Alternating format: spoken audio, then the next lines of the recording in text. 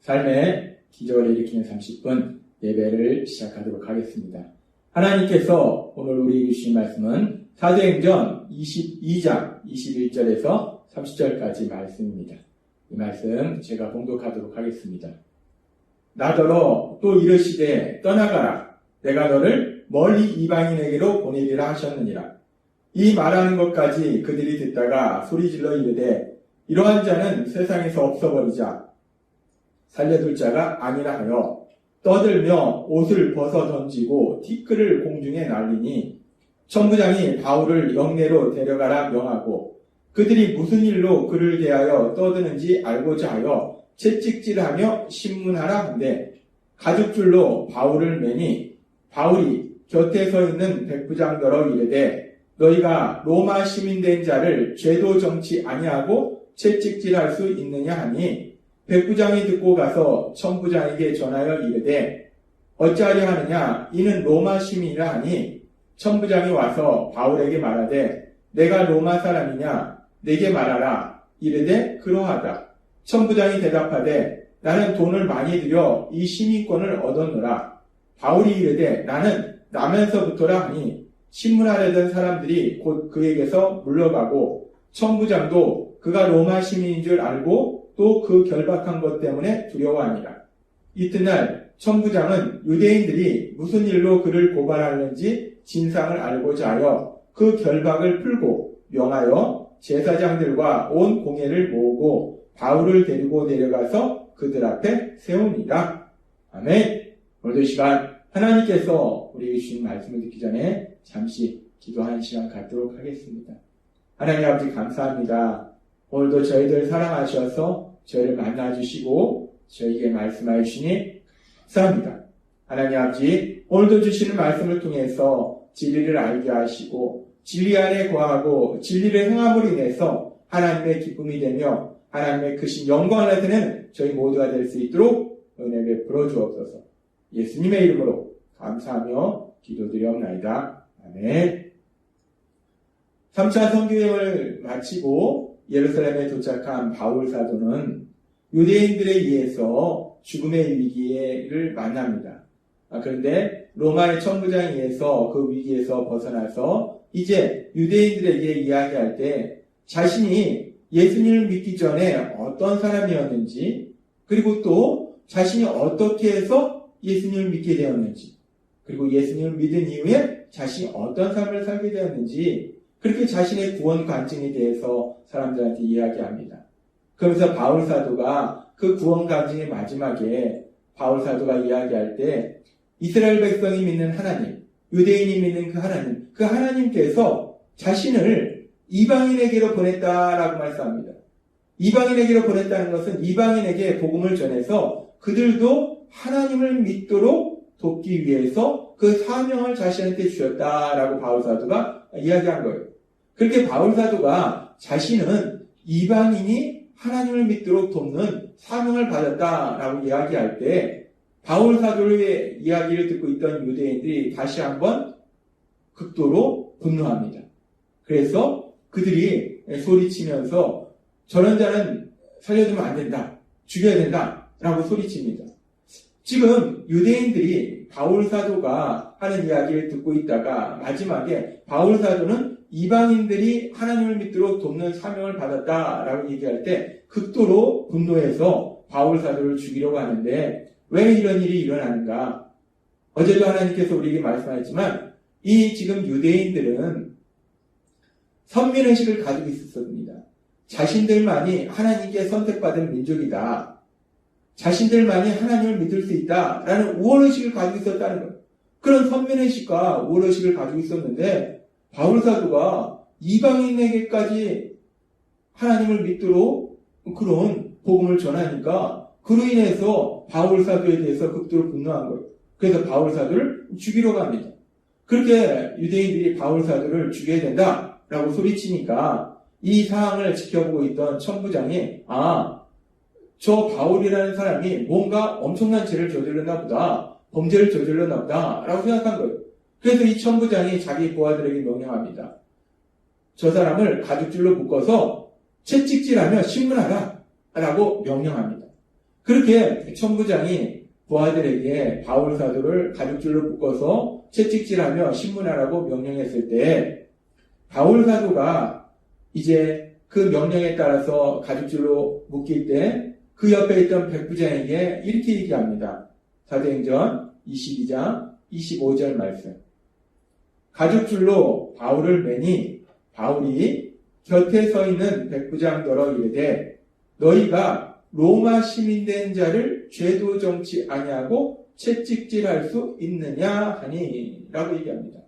지금 이 말씀은 바울이 뭔가 큰 죄를 졌다라고 생각해서 천부장이 바울을 재판하지도 않고 바로 채찍질하려고 했을 때 바울이 얘기하는 거예요. 나는 로마 시민인데 로마 시민이 나를 재판하지도 않고 이렇게 채찍질할 수 있느냐? 재판하지도 않고 유죄 판결이 나지도 않았는데 나에게 이런 형벌을 가할 수 있느냐라고 얘기하는 거예요. 당시 로마법에 의해서는 로마 시민이 형벌을 받도록 하기 위해서는 먼저 그 죄에 대한 고소가 있어야 되고 또 그 고소를 가지고 재판장에서 정식 재판이 있어야 돼요. 그리고 그 재판을 통해서 유죄 판결을 받아야지 그때 비로소 형벌을 가할 수 있다는 거예요.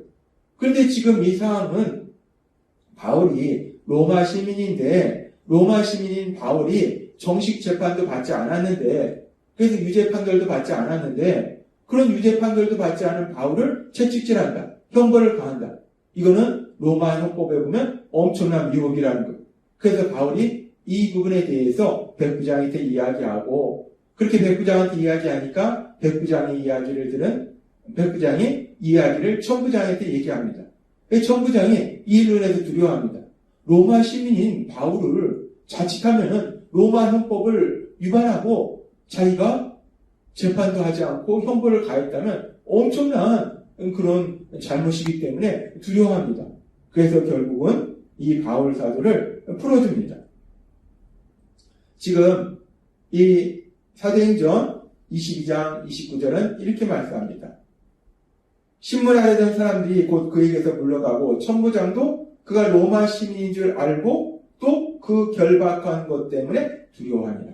자칫하면 자신이 로마의 형법을 어길 뻔했기 때문에 이 천부장이 두려워합니다. 그리고 이런 불법적인 사실을 바울이 로마 법정에 알렸다면 자신의 위치가 위험해지기 때문에 두려워요. 그러면서 30절에 이렇게 말씀합니다. 이튿날 천부장한 유대인들이 무슨 일로 그를 고발하는지 진상을 알고자 하여 그 결박을 풀고 명하여 제사장들과 온 공회를 모으고 바울을 데리고 내려가서 그들 앞에 세우니라 라고 말씀합니다.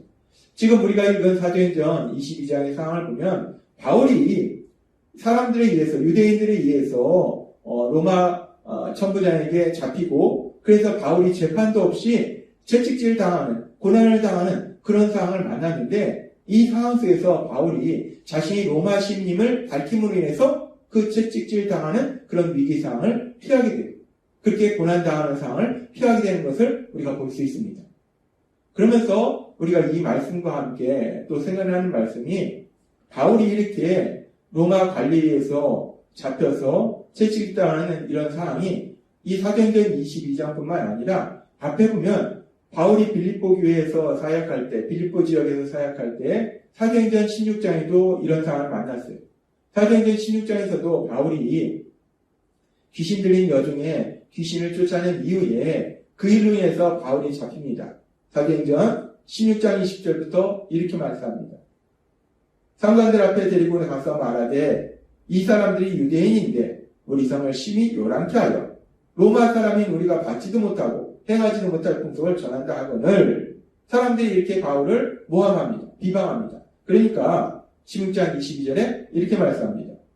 우리가 일제히 일어나 고발하니 상관들이 옷을 찢어 벗기고 매로 치라 하여 많이 친 후에 옥에 가두고 간수에게 명하여 든든히 지키라 하니 그가 이러한 명령을 받아 그들을 깊은 옥에 가두고 그 발을 착고에 든든히 채웠더니 라고 말씀합니다. 지금 이 장면은 바울의 2차 선교여행 중에 이제 빌립보 지역에서 바울이 복음을 전할 때 일어난 일입니다. 억울하게 바울이 잡혀서 지금 채찍질 당해야 될 그런 상황을 만났어요.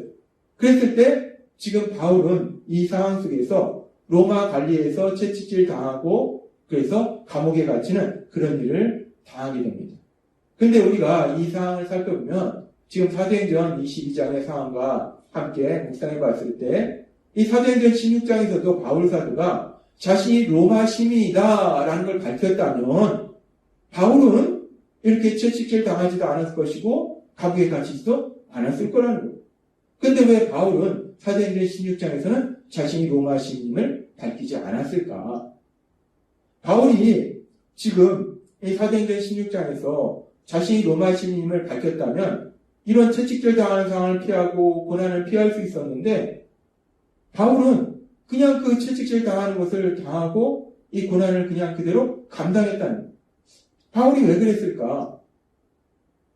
사도행전 22장에서는 자신이 로마 시민임을 밝힘으로 인해서 채찍질 당하는 것을, 고난 당하는 것을 피했는데 왜 사도행전 16장에서는 바울이 자신이 로마 시민임을 밝히지 않았을까? 그냥 그대로 채찍질, 억울하게 채찍질도 당하고 감옥에 갇히고 그런 고난을 당한 것일까?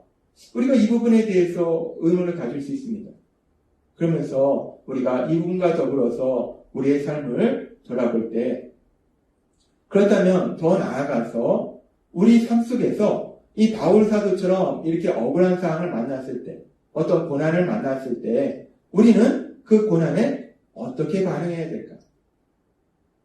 사도행전 16장에서 살펴본 나온 바울의 모습처럼 그냥 그 억울한 상황을, 그 고난을 그냥 당하는 것이, 받아들이는 것이 맞는 반응일까? 아니면 사도행전 22장의 말씀처럼 지혜를 가지고 그 고난을 피할 수 있으면, 그 억울한 상황을 피할 수 있으면 피하는 것이 맞는 반응일까? 우리가 그렇게 이 바울의 모습을 통해서 우리의 삶 속에 일어나는 일들에 대해서 생각해 볼 수 있어요. 과연 어떤 반응을 보이는 것이 맞는 것일까? 우리가 사도행전 16장과 22장의 말씀을 묵상하면서 삶 속에서 억울한 일을 당했을 때, 특별히 고난을 당했을 때 그 고난에 대해서 우리가 어떻게 반응하는 것이 맞는 것이냐? 바울이 어떤 때는 그 고난을 그대로 억울하지만 감당하고 바울이 어떤 때는 지혜를 가지고 그 고난을 피하더라는 거예요. 그러면 그렇게 바울이 어떤 때는 그냥 억울하지만 그 고난을 그냥 감당할 때는 무슨 기준으로 그렇게 한 것이고 또 그 고난을 피하는 것은 무슨 기준으로 피한 것인가? 고난을 피하는 것과 고난을 감당하는 것은 도대체 무슨 기준으로 이루어지는 것일까? 라는 의문을 가질 수 있어요. 그러면서 우리가 사도행전 16장과 22장의 상황을 조금 더 깊이 살펴보면 사도행전 16장에서는 바울이 자신이 채찍질 당하는 상황, 고난 당하는 상황을 피할 수 있음에도 불구하고 채찍질 당합니다. 고난 당해요. 억울하게 고난을 당합니다. 그런데 그런 억울한 고난을 통해서 결국은 바울 가두었던 그 감옥의 간수 가족이 구원받는 영혼의 놀라운 역사가 일어나더라고요.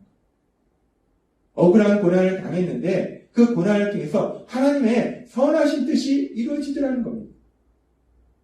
사도행전 22장에서는 바울 사도가 억울하게 채찍질 당하는 상황을 피했어요. 고난 당하는 상황을 피했습니다. 그래서 정식으로 이제 재판을 받게 되고 그런 상황이 이어져서 이제 로마에 가서도 복음을 전하게 됩니다. 그 과정 속에 또 바울 사도는 아그리파 왕에게 복음을 전해요. 우리가 이 사도행전 22장의 말씀을 보면은 사도행전 22장에서는 바울 사도가 채찍질 당하는 것을 피함으로 인해서 고난 당하는 것을 피함으로 인해서 더욱더 강력하게 복음이 전해지는 그런 역사가 일어나는 것을 볼 수 있다는 거예요. 즉 고난 당하는 것을 피함으로 인해서 하나님의 선하신 뜻이 이루어지는 것을 볼 수 있다는 겁니다. 그렇습니다. 지금 바울 사도가 어떤 때는 고난 당하는 것을 피하지 않고 어떤 때는 지혜를 발휘해서 고난 당하는 것을 피했는데 이 모든 것을 보면은 그것이 단순히 바울의 인간적인 생각이 아니라 그 모든 것들에는 하나님의 선하신 뜻이 있더라는 거예요.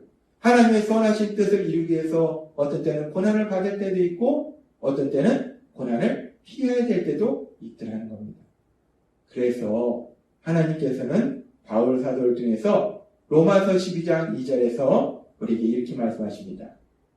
너희는 이 세대를 본받지 말고 오직 마음을 새롭게 함으로 변화를 받아 하나님의 선하시고 기뻐하시고 온전하신 뜻이 무엇인지 분별하도록 하라 라고 말씀합니다. 예수님을 믿는 우리들이 세상을 살아갈 때 이런저런 일을 만날 때 억울한 일을 만날 때 고난을 만날 때 우리가 어떻게 반응하는가? 우리 인간적인 생각으로 반응하는 것이 아니라 단순히 고난을 피해야겠다 아니면 그냥 고난을 그냥 참지 라고 반응하는 것이 아니라 하나님의 선하신 뜻, 그 하나님의 선하신 뜻이 무엇이냐를 분별하라 라고 말씀한다는 겁니다. 그렇습니다. 우리가 세상을 살다 보면 이런 일을 만나고 저런 일을 만나고 억울한 일을 만날 때도 있고 고난을 만날 때도 있어요. 그런 순간 우리가 그런 상황 속에서 어떻게 반응하는 것이 예수님을 믿는 사람으로서의 올바른 반응인가? 하나님은 오늘 우리에게 말씀하실 때 그 모든 상황 속에서 하나님의 선하신 뜻을 구하라 라고 말씀한다는 거예요. 하나님의 뜻이 무엇이냐? 그 뜻을 구해서 그 하나님의 뜻대로 순종하는 것, 그것이 우리 예수님을 믿는 믿음의 사람의 반응이다 라고 말씀하신다는 겁니다. 오늘 주신 말씀처럼 우리가 세상을 살아갈 때 이런 일을 만나든 저런 일을 만나든 때로는 억울한 일을 만나기도 하고 때로는 고난을 만나기도 하는데 그런 모든 순간들마다 하나님의 선하신 뜻, 그 선하신 뜻을 구해서 그 뜻에 순종함을 인해서 하나님의 크신 영광을 나타내고 하나님께서 행하신 그 놀라운 역사들을 풍성하게 체험하시는 여러분이 되시길 주님의 이름으로 축원합니다. 기도하겠습니다. 하나님 아버지 감사합니다. 오늘도 주신 말씀처럼 우리가 삶 속에 어떤 일을 만나든 우리의 생각대로 하는 것이 아니라 하나님의 선하신 뜻을 구하여 그 뜻에 순종함을 인해서 하나님의 크신 영광을 나타내는 저희 모두가 될 수 있도록 은혜 베풀어 주옵소서.